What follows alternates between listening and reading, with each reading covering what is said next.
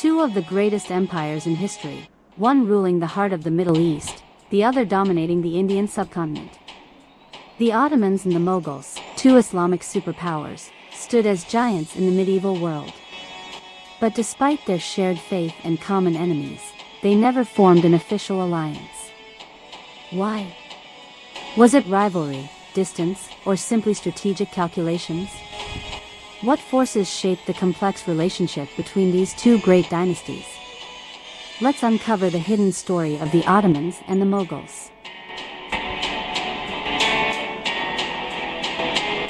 The Ottoman Empire, established in 1299, was the dominant force in the Islamic world.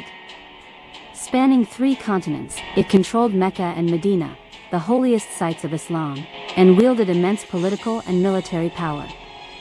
Meanwhile, in 1526, the Mughal Empire rose in India under Babur, a descendant of both Timur and Genghis Khan.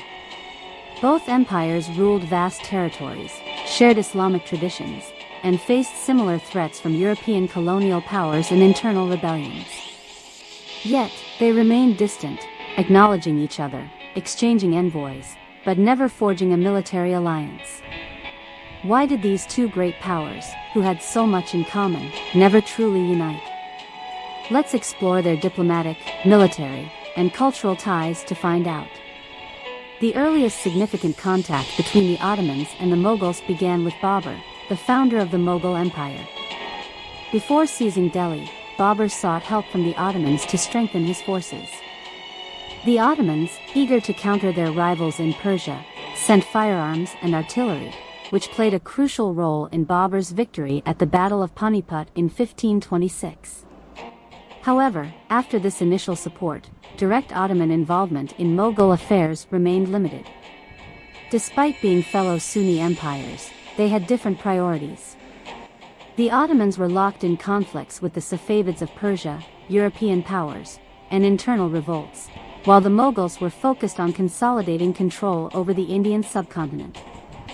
One of the key reasons the Ottomans and Mughals never allied was their differing positions in the Islamic world. The Ottoman Sultan held the title of Caliph, positioning himself as the leader of the Muslim world. The Mughals, on the other hand, ruled a vast Hindu-majority empire and adopted a more inclusive religious policy, especially under rulers like Akbar the Great. While the Ottomans expected deference from fellow Sunni rulers, the Mughals were more independent in their religious policies. This divergence made an alliance less likely. Instead of seeking Ottoman recognition, the Mughals focused on stabilizing their rule over India's diverse population. While they never formed a military alliance, the Ottomans and Mughals were deeply connected through trade and culture. The Ottomans controlled key trade routes linking India to Europe, and Mughal merchants depended on Ottoman lands for access to luxury goods and markets. Architecturally, the Mughals took inspiration from the Ottomans, seen in the grand domes and minarets of their mosques and palaces. Culturally, both empires exchanged scholars, artists, and even military experts, enriching each other's traditions. This deep cultural exchange meant that, even without an official alliance, the Ottomans and Mughals remained influential to one another. Despite their distance, the two empires had indirect conflicts due to their geopolitical interests.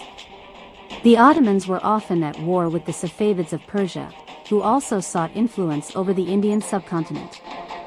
The Mughals had their own struggles with Persian incursions, especially under rulers like Nadir Shah, who briefly sacked Delhi in 1739. At times, the Ottomans and Mughals found themselves supporting different sides in Persian conflicts. This geopolitical complexity made direct cooperation challenging, as both empires had to balance their own interests. So why did the Ottomans and Mughals never sign a formal alliance? The answer lies in a combination of geography, priorities, and politics, distance. The vast Persian Empire lay between them, making direct cooperation difficult. Different enemies, the Ottomans were focused on Europe and Persia, while the Mughals dealt with Indian rebellions and Central Asian threats. Independent agendas, the Ottomans sought dominance over the Islamic world, while the Mughals had a more regional approach to power. Instead of direct alliances, they engaged in diplomacy, trade, and occasional indirect support. While they were not enemies, they were never truly allies. The relationship between the Ottomans and Mughals was one of mutual respect, cautious diplomacy, and cultural exchange, rather than military alliances. They admired each other, borrowed from each other, but never formally united. Their histories remain intertwined, and even today, their legacies shape the modern Middle East and South Asia. The Ottomans and Mughals may not have been allies on the battlefield, but their influence on each other, and the world, was undeniable.